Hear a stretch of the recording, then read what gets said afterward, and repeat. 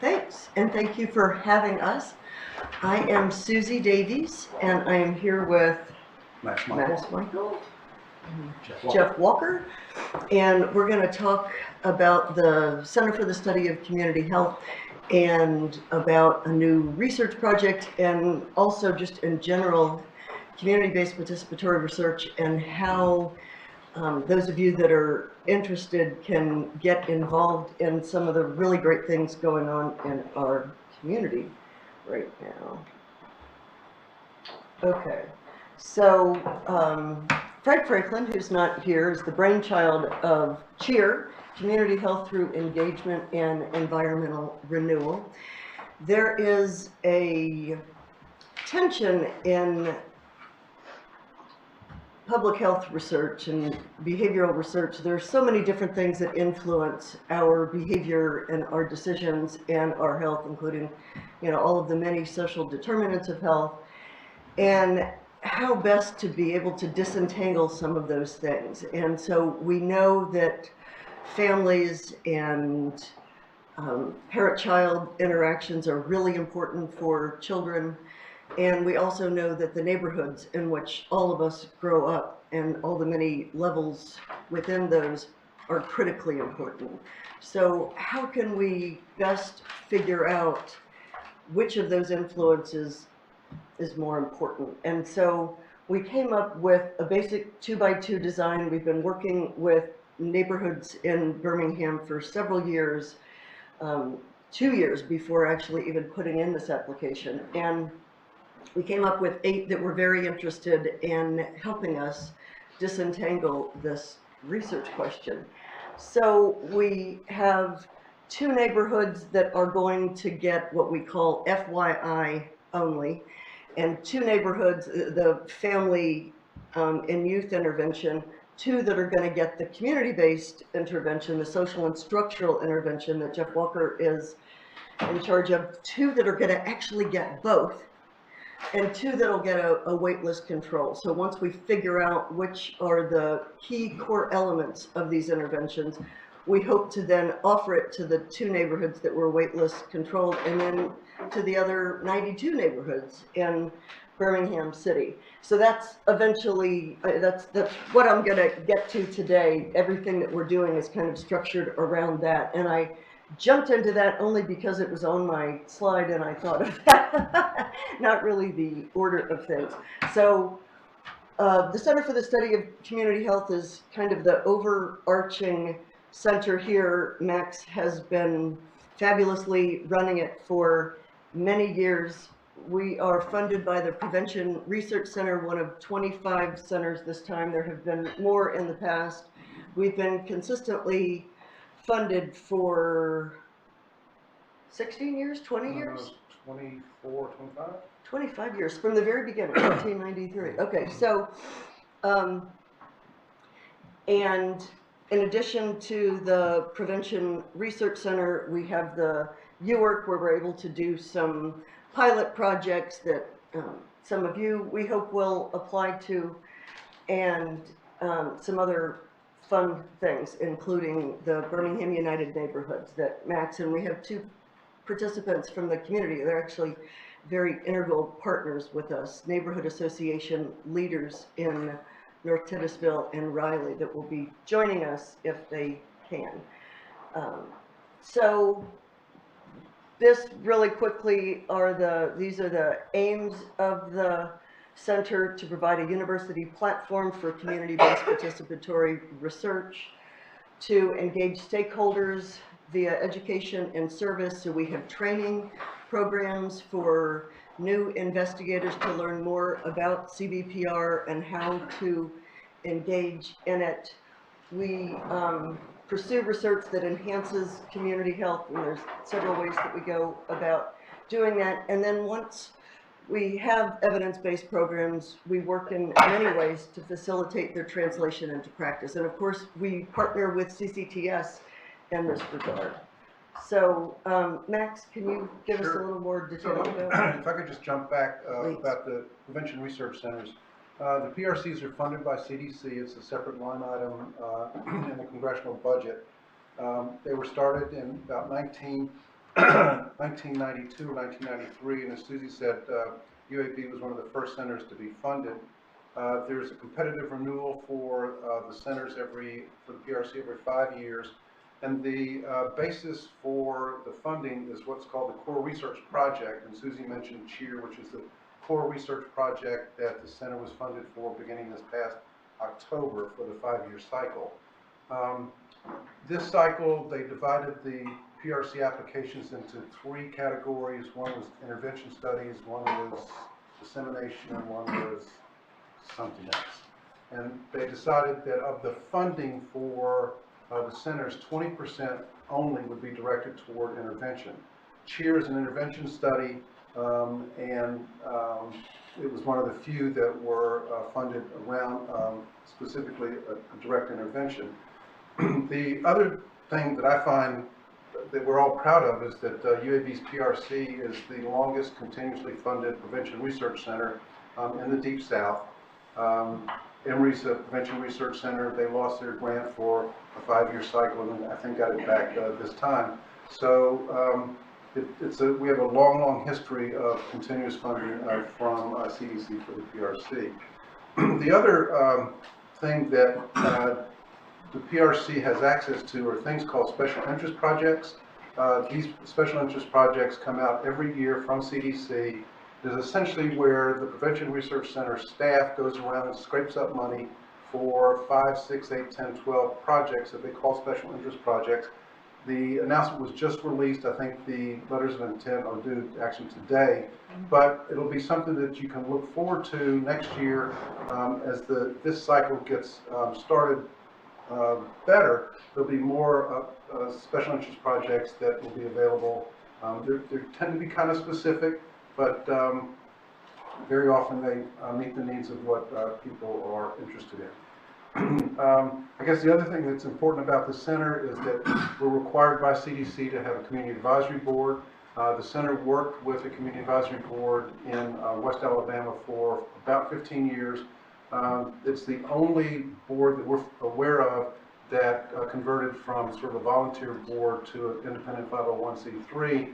So their name is the West Central Alabama Community Health Improvement League, and they continue to get some funding from the PRC. So there's a strong connection between that old Prevention Research Center Community Advisory Board and the current PRC. So they do projects with us. There are people that continue to work with that Community Advisory Board as we speak. And then we have a Community Advisory Board here, Jefferson County Community Participation Board, and then as Susie mentioned, the Birmingham United Neighborhoods is an organization that was just developed as a part of CHEER. So, yeah, and I'll just mention one other thing about the Wilcox County West Alabama Community Improvement League.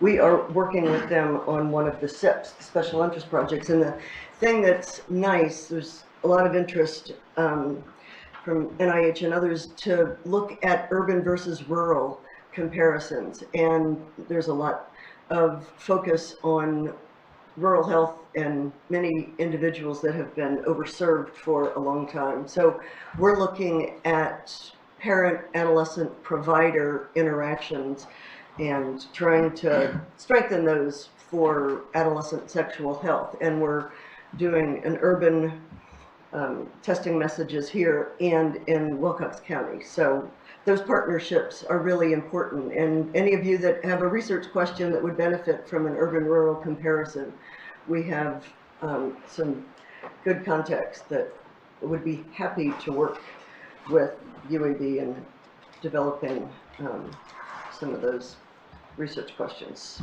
Okay, so do we want to talk about what's up next? Bun real quick? Sure. Well, I don't know why I don't have Bun on here. Okay, so as Susie mentioned, we started, the application for this cycle was due June of 2018. And so we started working on the ideas for the core research project about 2 years ago. As she mentioned, a neighborhood-based intervention project, and eventually wound up working with 8 neighborhoods that are predominantly in the west and north part of Jefferson County. The group those 8 neighborhoods, when we finished working with the group before turning in the application, we specifically said to them, this application, if it's funded, we won't start for another 1.5 years. We don't want to do kind of a bait and switch, thank you very much. We'll see you in 1.5 years. So the center put $7,500 per neighborhood on the table and said, these are funds that you can use for a specific project in your neighborhood, and we'll just kind of figure out a process. So in the fall, early fall of last year? 2018, Oh, early there fall. is here, good. We got the neighborhood folks together, and I actually had a application form for them to fill out so they could get their $7,500. And over the course of 2 meetings, the neighborhoods decided they actually wanted to work together. They wanted to put the money into a pool and to put themselves together and show that they could be a demonstration project, if you will, to the city, that they could accomplish things that the city couldn't accomplish otherwise. If you don't know the neighborhoods, that's absolutely remarkable, because the neighborhoods tend to be kind of siloed. Here's the neighborhood itself. Ron Bales is the, good morning, Ron is the president of Birmingham United Neighborhoods and is the executive director of Titusville Development Corporation. Did you find parking? Yeah, on the freeway. Thank you for being here. Right here. You can be front and center. That works? So Ron, I was just talking about the genesis of BUN, and I'll turn it over to you in just a second. Sure. Thank you for being here. Did you open the freeway yourself? Well, I left it closed. That was the problem. The neighborhoods tend to be kind of siloed, tend not to work together. They have their own organization, each of the 99 neighborhoods. They each receive funding from the city each year to do projects, which tend to be around health fairs, things like that. And as I guess Ron will point out, they have a really hard time spending the money because of the rules of the city. In any event, they want to put the money together to do a single project, and over the course of about 2 or 3 months, decided that they wanted to form an organization, which is called Birmingham United Neighborhoods, which is actually to me, very remarkable, because they're very disparate neighborhoods that go all the way from North Titusville, that has its own development corporation, has been around for 30 years or so, a lot of infrastructure, to Riley, which is a neighborhood near Lawson State in the western part of town. It's a couple square miles, has about 350 residents, and is a neighborhood that is, as the president of the neighborhood will tell you, they're dying because there's a couple of old churches, there are a lot of abandoned properties, there are a lot of elderly people that live there. So to have neighborhoods that are very different in terms of their trajectory toward reinventing themselves, all work together is very cool. The organization has met monthly, recently applied to the Community Foundation for a grant to ameliorate blight, Magic City Blight Busters, and just received that grant, $50,000 from the Community Foundation over 2 years. So with that, Ron, thank you for being here. I don't know if you want to add? You can add whatever you like. So, I guess I'll start from the part that I heard you state. The joining of the neighborhoods, I think is a very, very strong, very powerful, very needful move, simply because absent of that, there has been years of trying to get something done and very little happening, for several reasons, probably too many to name, but for one is having a sound nucleus that have the connections or the strength to literally get something moving. In the past, neighborhoods have seen themselves as Lois Lane, and they've seen the city as Superman. And so they literally cry out when something is wrong. I think there are several different things that can solve that. I think the creating a bond will actually do that, and that is to help with getting the involvement, the experience, and also getting the introduction to different power sources or different resources to start to dream bigger than just a phone call to the city complaining about this happening or this. It is sort of the thing that has been passed on from generation to generation. If something is wrong, you call the city. Well, Buns has sort of tried to beat that by saying if something is wrong, who are you going to call? Call Magic City Blightbusters. But and that is really a collection of community residents with other stakeholders for the purpose and the intent of doing something that needs to be done. With the key point being the neighborhood themselves literally working to make that happen, being the ones that engineer that, being the ones that literally get it done. And to get that success under their belt, seeing that success come from the sense of collaborating and cooperating with other stakeholders. And that's what's missing. So if you ever attended a neighborhood association meeting, usually you have the same group that pretty much show up, and they show up with very good intent. They do it monthly with the intent of seeing something change, but the wherewithal to make that change is that's the missing factor. And so we think that literally with what is happening now with the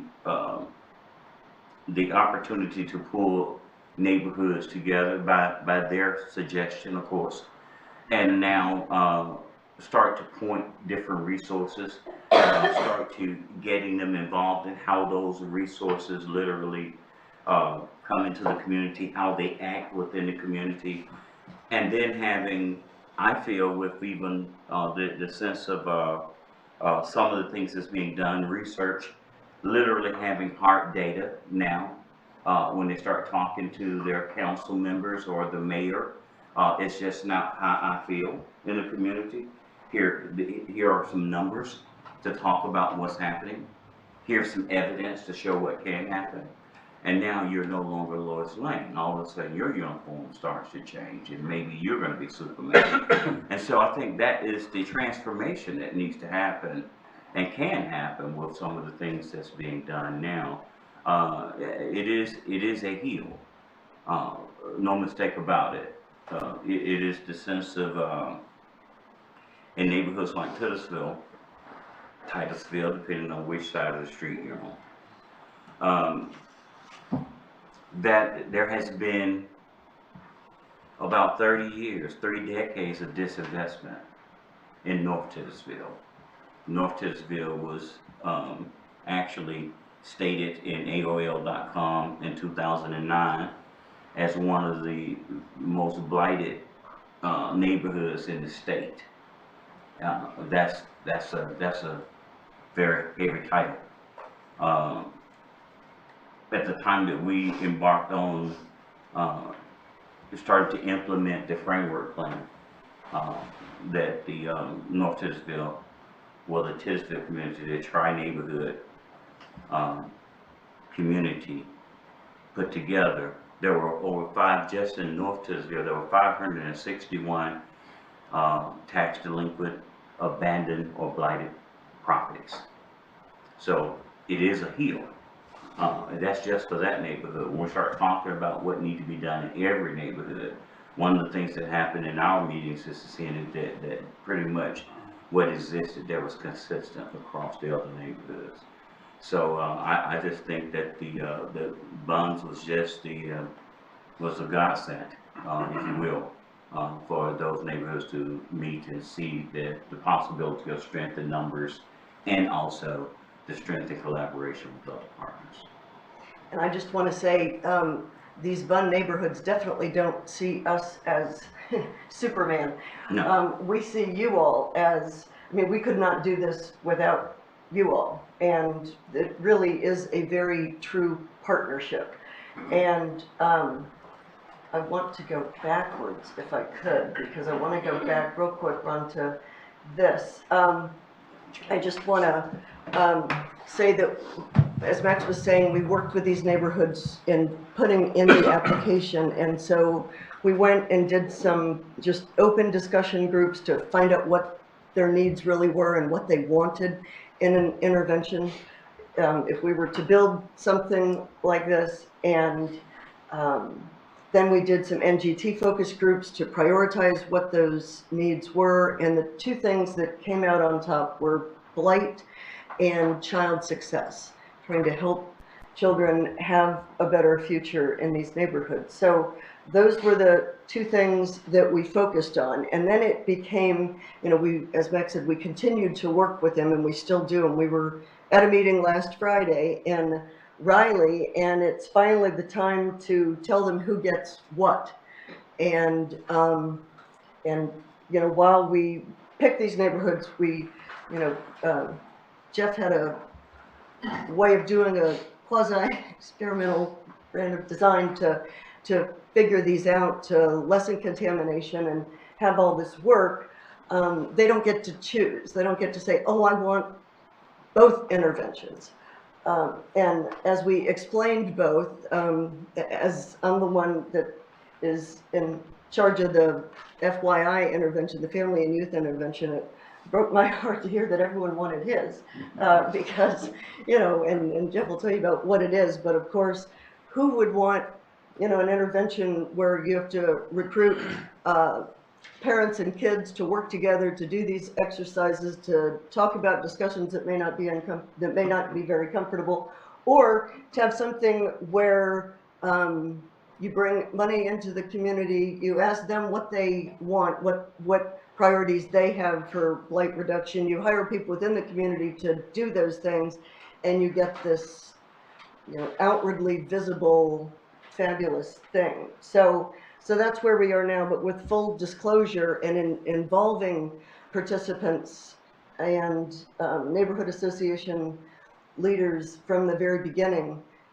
It's been the best possible process. They know things about the community and what will work and what won't, and how to engage them, how to recruit them. Of course, they're very uncomfortable about research, and that's our bad, all of our bad, and our predecessors who went into communities and left them feeling like they got the short end of the stick. So that's something we're working on very, very hard to help them trust us again. And of course, with the family and youth intervention, we're going to hire community health advisors from within the communities to be the peer guides. This is what I lose sleep at night over. We promised this absolute everything to CDC, and now we have to do it. You see the multiple outcomes that we're looking at. And as you all know, you know, you've got parents with all kinds of different needs, different strengths and weaknesses, and so we wanted to provide an intervention that best met the needs of each parent and child. So based on their baseline scores of parent-child communication and depression and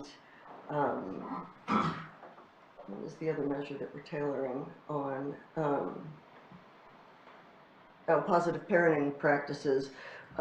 Depending on where they start, we will help them move along. But the three things that we're trying to do is help moms or dads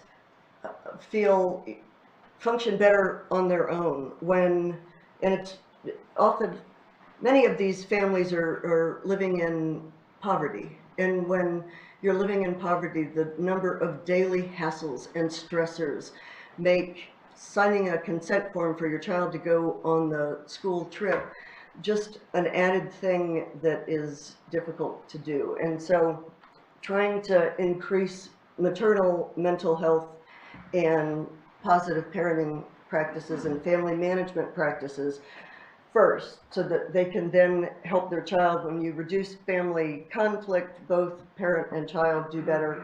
Ultimately, what we're measuring in all the neighborhoods, those that get FYI and those that get Jeffs, is family cohesion, collective efficacy. Jeff will tell you more about those, but we're actually looking at adolescent risk behaviors. There's data to show that when you make changes in the neighborhood alone, adolescent sexual risk behaviors go down, adolescent pregnancy goes down, HIV and STIs go down, and certainly when you do family interventions, those things go down too. So that's ultimately what we're trying to do. But you know, there's a behavior cascade, all kinds of things need to happen before we get to that. So these are those things we're looking at. And I'm going to turn it over to Jeff, if that's okay. I'm gonna go down to that one that kind of explains everything. So this is a 2x2 table, and one of the things that we've known in health for a long time is that relationship between mother and child, parent and child, is important. And really the primary outcomes that we're looking at is early and risky sex and internalizing and externalizing behaviors. So that's what we're trying to make an impact on. And FYI is really focused on that, and you know, our intention is the intervention will help in that, and we'll learn a lot more about it. But if you look at the way this is set up, the adversities are on the outside, and they're the same adversities for everything. Neighborhoods that are disadvantaged, a lot of structural disadvantage, a lot of concentrated poverty. They have lack of resources. They have issues of economics and poverty. They have a lack of social connections, mostly because they don't have social spaces. The literature in urban studies and urban sociology talks about third places. If you only have your residents, then you don't build social connections with others. Social connections reduce loneliness, reduce depression, increase trust, all of those kinds of things. But these neighborhoods don't really have those common spaces that much because there's a lot of physical deterioration. So one of the things that we want to look at is, can we make changes to the physical and social environment that will enhance the relationship between parents and children in reducing externalizing, internalizing behaviors and early and risky sex. So the SB side, if you look at Tell me all what that stands for. environmental and social, Social and physical. social and physical Sorry. intervention. I don't think it's environmental, but anyway, social and physical intervention. It's been too long. It's environment, social and physical, that's what it There is, you the go. social and physical environment. See, that's why you're in charge. No. What we're looking at is there is a lot of distress, there's a lot of isolation, distrust, fear, depression, anxiety in structurally disadvantaged, concentrated poverty neighborhoods. And we have to deal with that before we can deal with a lot of other things. Social determinants of health, we're working on a paper now. Social determinants of health are often too close to the health part to be all that helpful. So what we want to do is back up more and look at the social connections and how those feed into the more proximal measures. All of those things build poor neighborhood relations. Then what you start doing is, to be able to address that, is change the environment. There's been quite a bit of work that's been done lately looking at greening lots and the influence on people in the neighborhood in reducing depression, in improving mental health, in reducing crime, in all of those things that seem to improve the neighborhoods. So that's really what we're looking to do with that. And the idea across all the literature is that when you improve the physical structure, then you increase positive social engagement. And then we get to what Ron was talking about, which is the concept of collective efficacy or social capital. When you start to improve your social engagement and people start coming together, they learn each other. They learn to trust each other. They learn what other people are thinking. They have common goals. And when you do that, you start bringing people together that can then empower themselves, support themselves as a neighborhood and as a group, and make positive changes on their own. And that's what we're trying to do with the SB side, is create a model for empowering neighborhoods to make their own changes that will influence other parts of the social determinants of health. The way we're going to do that is, as Susie talked about, we have some funds. We're going to start working with the neighborhoods, identify blighted areas, identified mostly vacant lots, because it takes a lot more money to tear down houses than it does to clean up lots. But look at some things that are not necessarily being tried a lot. Two things are probably important. One of them is we're going to try to concentrate the lots. So if you have a vacant lot that gets greened in the back of the neighborhood that nobody notices, then that may not have that great of influence on the neighborhood. Whereas if we take 2 or 3 consecutive lots on a main avenue, maybe where you turn into the neighborhood, and we change that, then more people in the neighborhood can see the change is coming, the neighborhood is improving, we're doing better work. We're also trying to make it so that it's a multi-use. So, just for example, you may have a community garden and a playground. The adults go to the community garden, the children go to the playground. If the adults are going to the community garden, they don't have to worry about what to do with the children, they go to the playground. Or they take their children to the playground and go, what's that? And you have people blending in. We're also going to try to have social events there. Have a cornbread cook-off, have social events that happen in that space, and try to improve the social interaction in the neighborhood, therefore cascading out into improving trust, improving mental health, and all of those things to improve the neighborhood. And then it's also important to understand, if you see these all kind of running together, what we're hoping is that improving the neighborhood in that way will have an interactive effect with the FYI, and further improve what's happening in that intervention. And that's kind of the 2x2. We can tell, if what FYI did, what SB did, what the two of them did together, and then of course with the control. So that's what we're trying to do with that. So before we go on to the next part, which is our research pipeline and how you all can get involved in with your own research or some of the resources that the center has, I just want to stop and ask if anyone has any questions right now. Everyone, okay? Can I ask something? Please, Ron. Yeah. So when you start looking at the dynamics of these neighborhoods, particularly if you're looking to say, where's the next chapter of research or whatever, we start looking in these neighborhoods. A lot of times people take for granted, because it is a neighborhood that consists of people who live there, that there is camaraderie, that there is this sort of synergy and grouping and that type of thing. If you think that exists, that's not necessarily true. There are people who live in a community that may not communicate.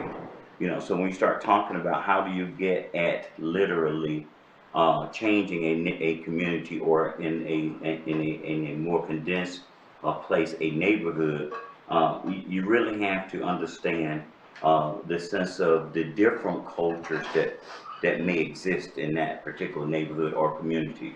And if you think just because there is a certain ethnicity, then there is a certain culture, then you're mistaken. So in a lot of cases, there are many cultures that exist there. When you start talking about, how do you get this done? Education is the big piece, but then you have to understand, what is education? If your mind's eye of education is the sense of gathering around a place where there is a dissemination of information that comes from books with a certain curriculum, then you're not going to understand the sense of education, and as it relates to what is needed in a community or in a neighborhood is vastly different. but nonetheless, it's needed. So the different facets of what bring the woes of that community has to be addressed in some capacity. And how do you do that? And how do you make sure that you have an audience that the audience that's literally learning those particular things that's being now purposely conveyed, and how do you convey it in a way that it is that which is educating to the sense of the masses or the numbers that you're trying to reach. So you know, that sounds like a lot of swirling talk, but it really is not. I'm trying to give you a description of what really exists, having worked in neighborhoods for a very long time. And so reaching the people in communities, particularly in the communities that we're addressing, there are a lot of things. I did a root cause analysis for the Casey Foundation in 2015. That root cause analysis was just for North Titusville, which at that particular, I don't know how many of y'all are familiar with Loveland Village, which has been redone, tore down and redone, but Loveland Village was actually a part of North Titusville, but had literally become a neighborhood to itself, even though it was not. When you heard Loveland's Village, you did not hear North Titusville. This is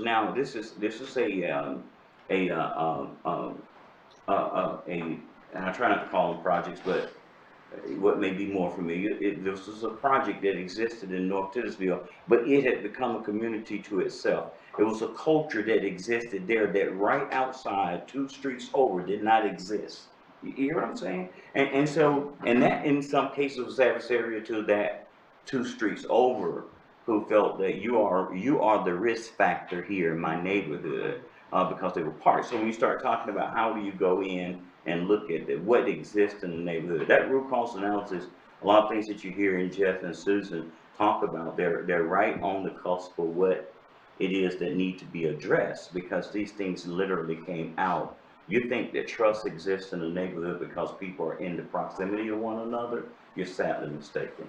If you're thinking that what you know as the norm as it relates to who is my neighbor, then you may be better served using a biblical definition than you would the sense of what exists in our city structure, because that's not necessarily my neighbor. That's just the person that stays next door.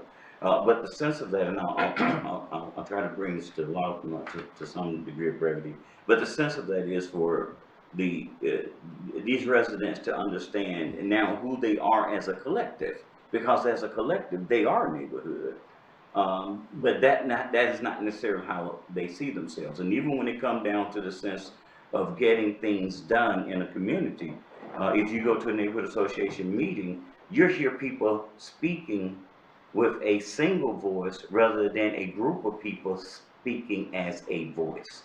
You hear what I'm saying? So as each individual talk about how am I impacted by what is happening in my community, not how the community or the neighborhood is being impacted by, you know, what happens. So there are walls that's right there within, you know, streets or let me make it a little smaller, within parcels.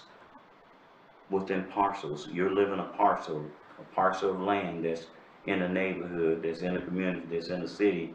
You know, there are walls within those parcels.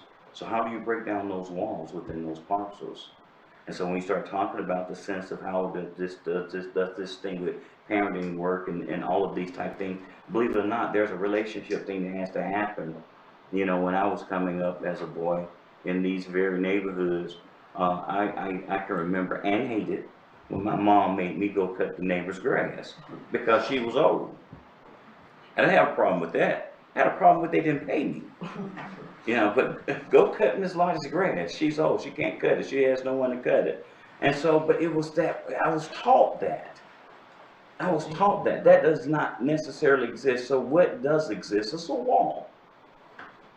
A wall that exists between people who stay side by side, both suffering something different, but as a community they're suffering it collectively. So how do you bring that to a full knowledge that they know and are willing to join together with outside resources to make that change? Yeah. Where are we? Mhm. What's next? Okay, so, research pipeline. Okay. Okay. So,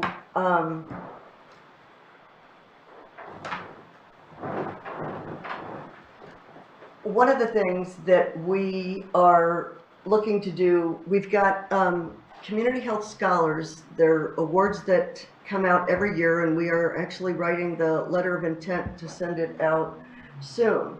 But one of the things that we've noticed in the past, there are wonderful opportunities for people that have pilot projects that can have really anything to do with anything in the community. So if you look at some of the topics over the years, they've been, you know, widely divergent. But we started thinking about how our core research project is really focused on specific neighborhoods and a whole collection of outcomes, but, you know, working with families and neighborhoods to improve child health. There's all kinds of research opportunities within those. So we're hoping to gradually move to where the community health scholars applications are proposing to do something within that in the city of Birmingham to help reach all of our kind of collective aims. So the resources that we have, if you look at this as kind of a logic model, the neighborhood, Birmingham United Neighborhoods, which is BUN that Ron has been talking about, and then the Neighborhood Collaboration Studios. So Meharry has been very successful at creating these studios where researchers and community members can work together to facilitate research that meets everyone's needs. And I'm sure you guys have heard of the poverty simulation activities where you come together and all of a sudden you're put in a situation where you have to kind of figure something out.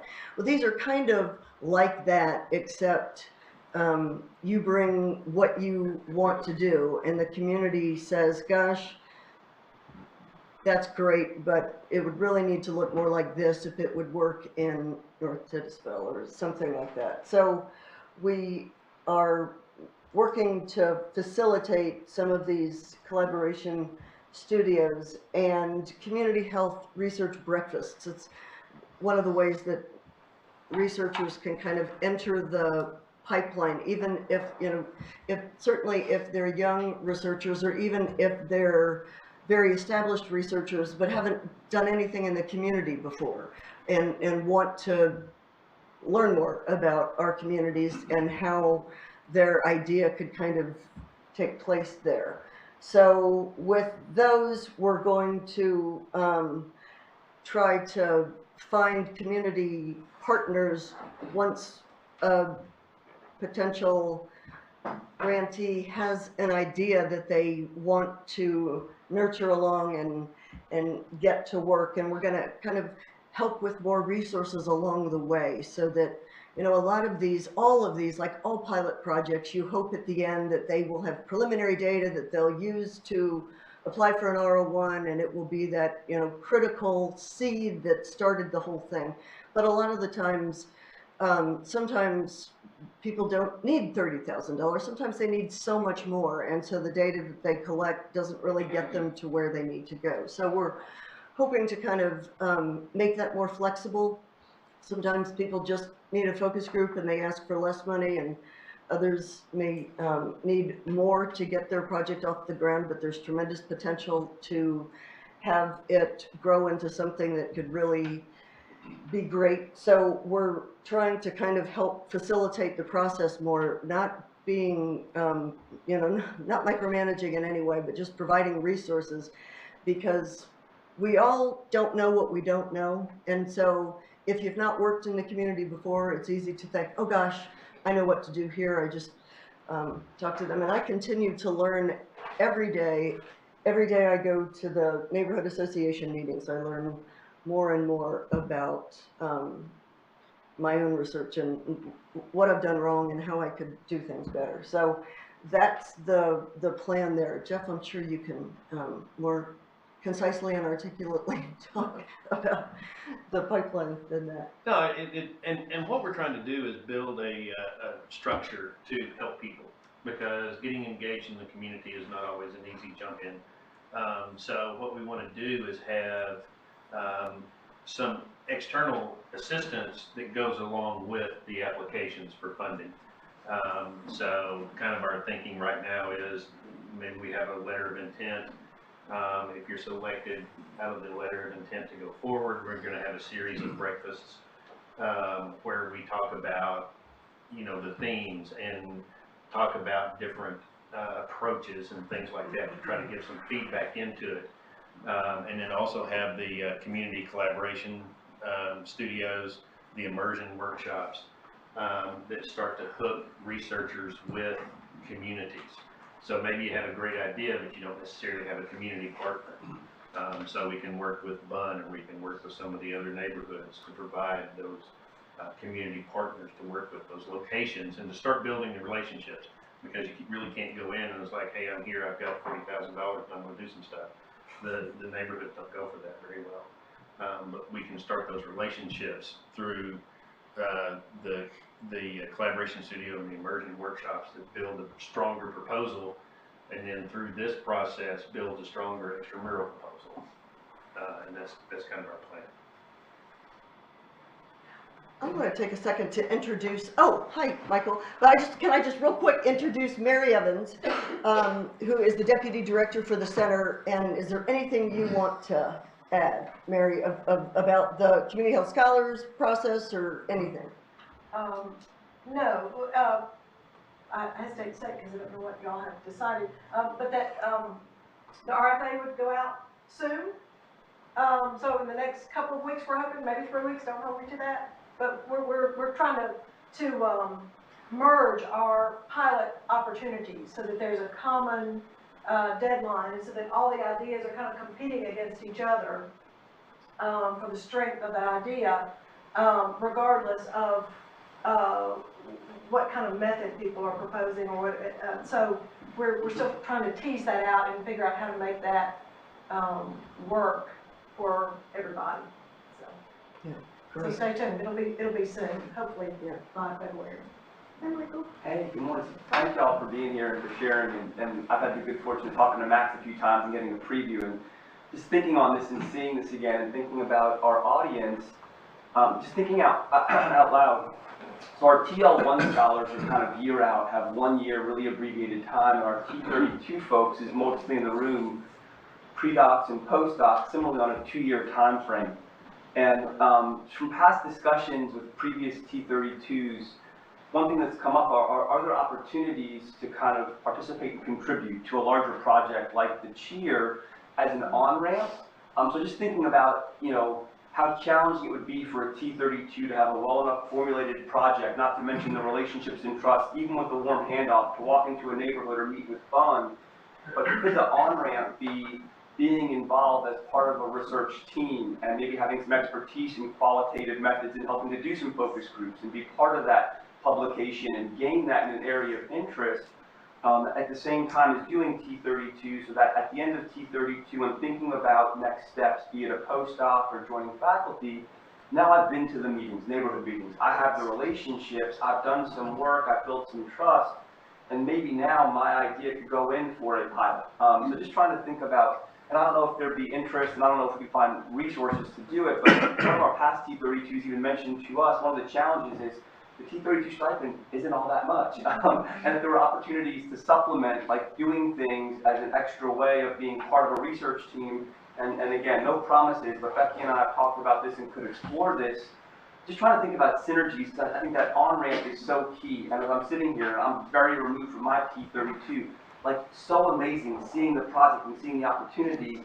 but if I was at T32, I'd say, I'm not sure, how do I get on? Where's my on-ramp? And I'm not ready maybe to apply for one of these grants. And again, maybe some of you are, I don't want to not, you know, but just trying to think about ways to provide opportunities and on-ramps. And in my work in the HIV community, boy, building those relationships and trust for a few years before even bringing one of my own projects. So again, I'm just thinking out loud. I'd love to hear from some of our T32 and TL1 folks, if we can, I don't want to take away from the agenda, but I would love to hear just some thoughts. I'm blown away at the opportunity, and thank you so much for sharing. And I'm just trying to think about how can we really engage the folks that we can be in this room if there's interest to kind of have on-ramps and really get involved. I guess one question I do, my main area of interest is sexual health and transgender populations. And so when I'm thinking of community, I'm hearing you all speak about neighborhoods as a community, but how do you guys see this Community Health Scholars Program and all of the opportunities benefiting people who work in different sorts of communities? Like, are there opportunities in the broader sense of a community? I'm not sure if that. No, it's a very good question, Yeah, absolutely. I don't think there's any question that, Yeah.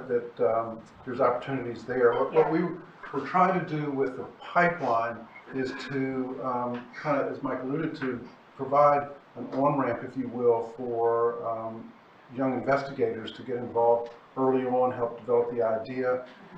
Obviously, working with Birmingham United is where we are, but if you're working in a community that's a different community, that doesn't preclude any one of these pilot grant opportunities. Okay, cool. So it's a little bit more open-ended than like working within neighborhood structures. Okay, like geographical communities. Right, right. Cool. If I could say just one more thing, this is again my observations. I feel like a lot of times we see our T32 scholars working with large data sets out of necessity. You got a limited time period, there's existing survey data, but a lot of times I hear from folks, you know, one-on-one, there's a disconnect in terms of I want to do something and give back more meaningfully. You know what I mean? So I'm doing this large data set, generating output, it gets published in a manuscript, but what is it doing necessarily in the community where I live? So again, looking for intersections, and there's a need for both. I'm not saying it's mutually exclusive, but if I'm doing that large survey work, how do I connect with neighborhoods where I live and say, might next steps be to bring some of this findings into the work that aligns with what is prioritized by neighborhoods? I guess I'm just trying to look for those touch points, especially with this group that's here. So I think to put in a plug for another opportunity, so the Illustrated Health Center is sponsoring the Alan Alda Center for Science Communication to come to UAB in a couple weeks. And I think that's one way to help scientists talk to people in their communities. So, you know, if you're doing community engagement, I would recommend, or if that's something you're interested in doing, recommend participating in that. Because it should be very interesting, fun, and, you know, help with sort of that engagement piece. I mean, I think that, as Mary alluded to, the important point of the clinical health, the community health scholars, is it's basically a pot of money that in the past has been $30,000 grants. And we're trying to accommodate the needs of people that, as Susie alluded to, could be just analyzing a data set, and you need some money to be able to do that, to a focus group, to you've already got an idea to do a larger pilot study. So the whole idea is to accommodate a wide range of ideas and where you are in your thinking, so that you can move your research forward. I think the other thing that's to me important is the relationship with whatever community, but certainly for us, Birmingham United, in sort of vetting your ideas and getting a better sense of how that plays within the neighborhood. One of the things that we did very early on with Birmingham United was do a full day strategic planning process to understand what were the priorities within the community to focus everybody's attention. And I think if you'd have asked us beforehand what would be the top things, it would have been education and safety and all the kinds of things that we say. The things that were most important to all the community representatives was blight. That came out way on top, and education I think was down 3, 4, or 5 in terms of importance to the community. And it wasn't that education wasn't important, but it was kind of to Jeff's point, I can't educate my children if we live in crappy neighborhoods. So addressing the environment is real important for the neighborhoods. I think there's also, you're talking about the large data sets. A lot of those large data sets are great feeders for what we're trying to do and what others are trying to do. So if you've got something that connects a large data set, sometimes in doing community research, we need that as a background. We need that as a pilot, if you will, to set the foundations. So somebody who wants to work in that space could be very helpful to some of the community projects. Yeah, and I'm wondering, Max, if there's an opportunity to share from the Birmingham United, some of the priorities, you mentioned them, but if there is a document or somewhere, even sharing that to get a sense for where there might be some interest among folks in the room. Again, just trying to think concretely about, this is so wonderful, I think there'll be a lot of energy and enthusiasm, and trying to think from here, how do we make some connections beyond folks applying for the Community Scholars Program, which is wonderful, just trying to look for other touch points and connectivity building off of, this morning. I think the easiest thing would be for us to give you contact information for Ron. Yeah. The Birmingham United meets monthly, and they're generally open meetings. Yeah. And having guests show up and participate and get to know the neighborhoods would be fine. Is that all right? Yeah, I think that will work. I mean, the Birmingham United does not have a website yet. It's sort of on the list of things to do. So I think, again, contacting with Ron and finding out when the meetings are would be the best opportunity to make the connections with the neighborhood leadership.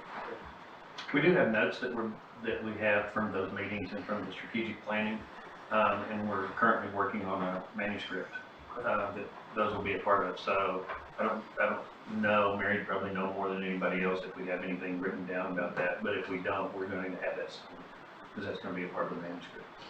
This will be on the long flip chart pieces. Yeah. Which we say. Yeah, oh, absolutely. One of the things we've also talked about that I think this group could get involved in, certainly the Bun neighborhoods, but also these research breakfasts. We've talked about having specific themes and bringing key people, like if you want to work with elementary schools. And, I tried to, the superintendent knew my name, he never called me back, but he got messages for me again and again and again, because I was trying to get in and work with schools. I did finally find my way, but it was not an easy process. And if anyone wants to work with schools, I'm sure I could save you a lot of that work by inviting some people to a research breakfast that could share with all of us what are some ways to go about working with elementary kids and parents, or high schools. Ron was a middle school administrator for a long time. He could share some things. But churches, a lot of people like to work with churches. There's lots of churches. There are some institutions around some of the church denominations that we could put you all in touch with if that was an interest. Certainly structural neighborhood representatives. But is that something you all might be interested in? And you all could tell us specific foci that you would want us to create. They're very informal right now. I mean, the plan for the research breakfasts to be kind of iterative based on what people want to learn more about. Anything else we could do for you all? I know community is used as a word that means, all kinds of different things. And community-based participatory research, people often think about working with a neighborhood group, but it is also very much working with a transgender population. And who do you need? So you would need to talk with participants. You would need to who are some of those other stakeholders in their health and well-being, their significant others, their family members, certainly healthcare providers. So, and the thing about CBPR that is important is just having the agenda be jointly determined and progressive. So it's so easy to go in with an idea and say, you like this, right? And this will help you. I mean, we're helping you. We're bringing this wonderful project to the community, and surely everyone will thank us. That's not the way you do it, but it's also The key principles from CBPR can help with any research project that you're doing, even if you're working with a very specific type of cancer survivorship. If you're only trying to change their behavior, you're going to get much less far than if you work with other people that are more influential in those individuals' lives than you, who's, you know, very removed. So involving all of those stakeholders early on, trying to find out what will work, making sure that your evaluation measures, your outcomes are things that aren't too sensitive for them, or that they don't want to talk about yet. And certainly going in with something, you know, the way the Agnes or Alice Hinton in Mississippi, who I think was the creator of the community health advisors, she was trying to push a specific agenda. I think cardiovascular disease was really high in her small community, and she would talk to members, and all they were talking about was that the garbage was everywhere, and they were so sick of looking at garbage. And she realized she wasn't going to be able to do anything with anyone until the garbage was addressed. And so they addressed the garbage, and then they were able to talk about other things. So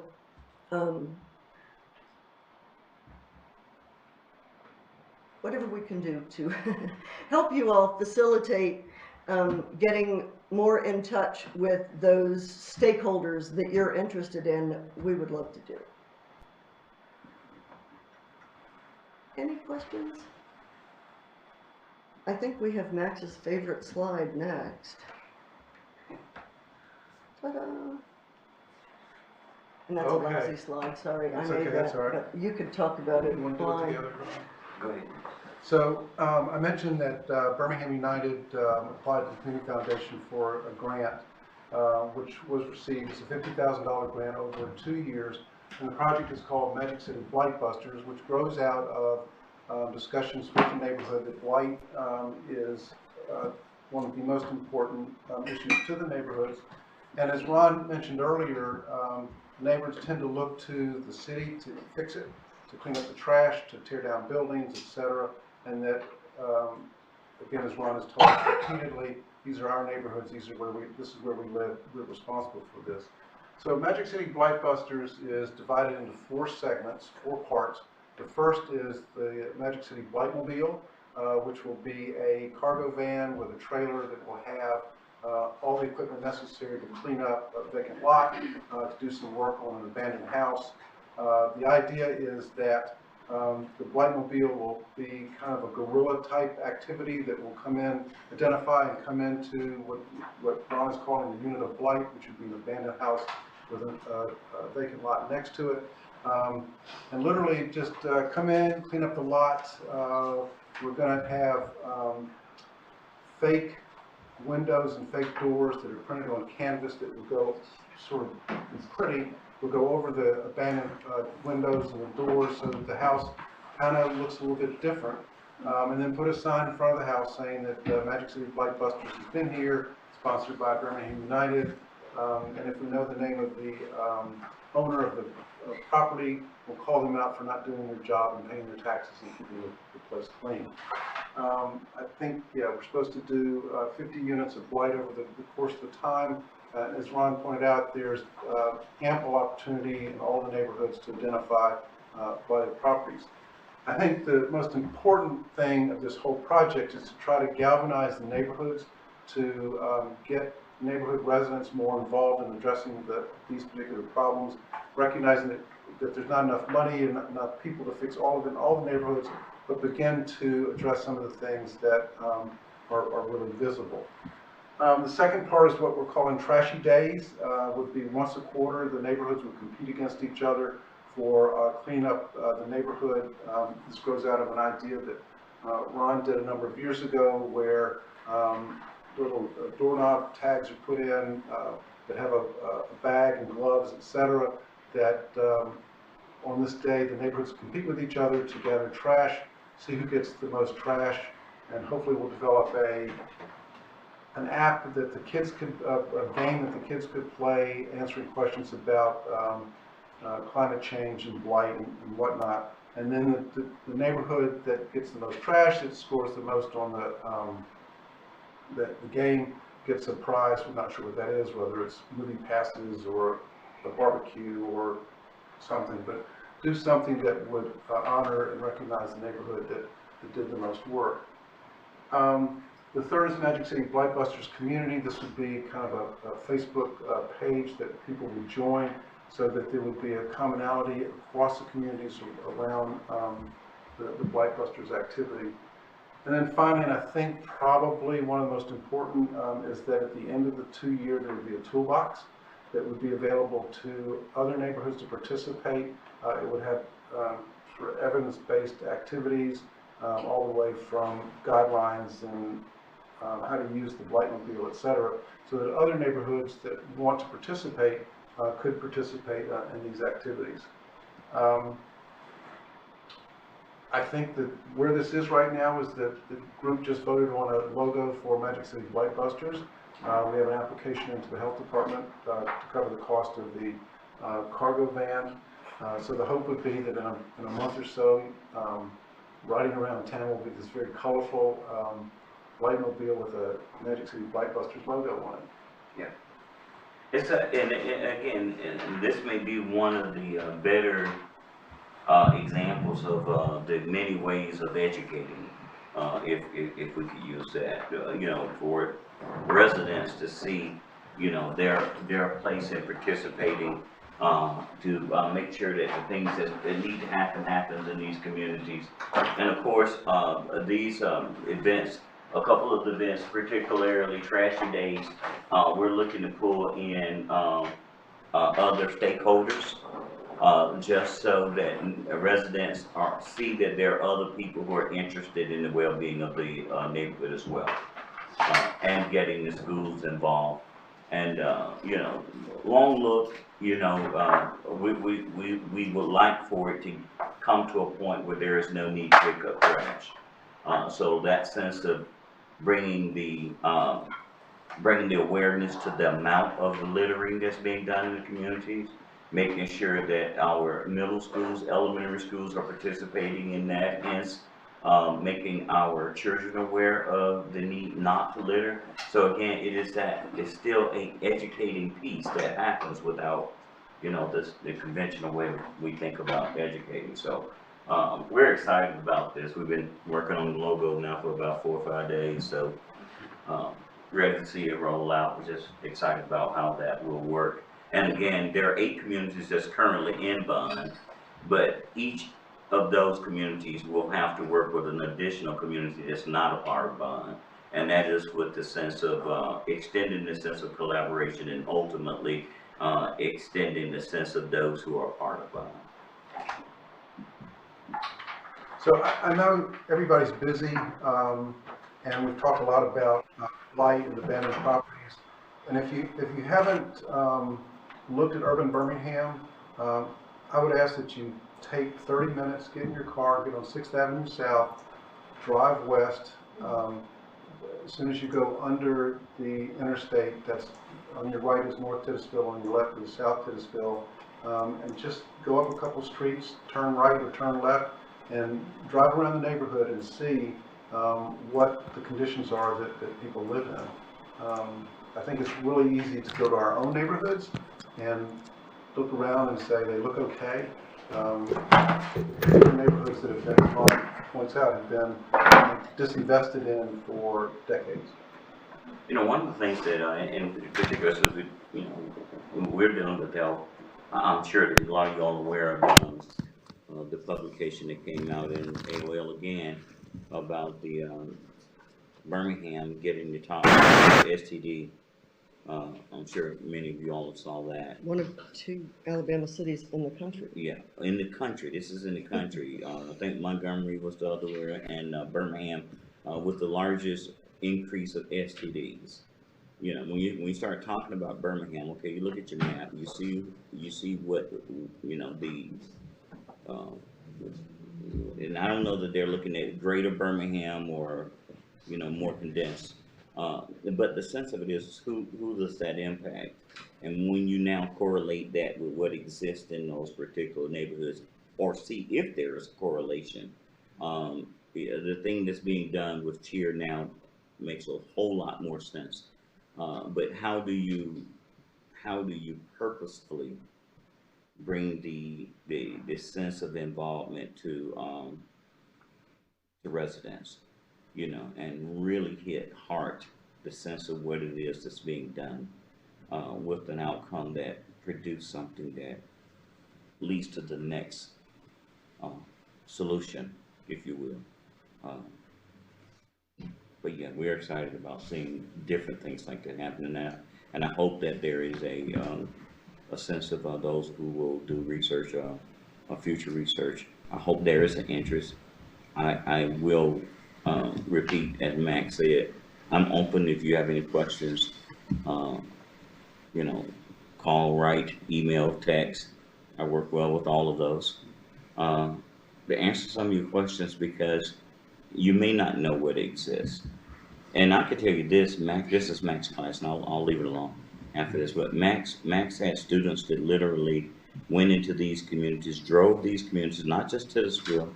They went to Raleigh, they went to Graceville Heights, they went to Winona, they went to all of these neighborhoods. These students literally drove these neighborhoods, got engaged, went to these meetings, and they got a firsthand look at the communities, and it was something that was eye-opening to them. It really got their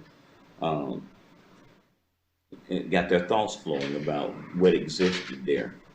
But with what is being done with Susan now and Jeff, at some point you're going to get now to the lived experience of individuals, because ultimately that's who make up these neighborhoods. And you can see things on the surface, but until you get down to the sense of the individuals and get a chance to understand the lived experience of those people,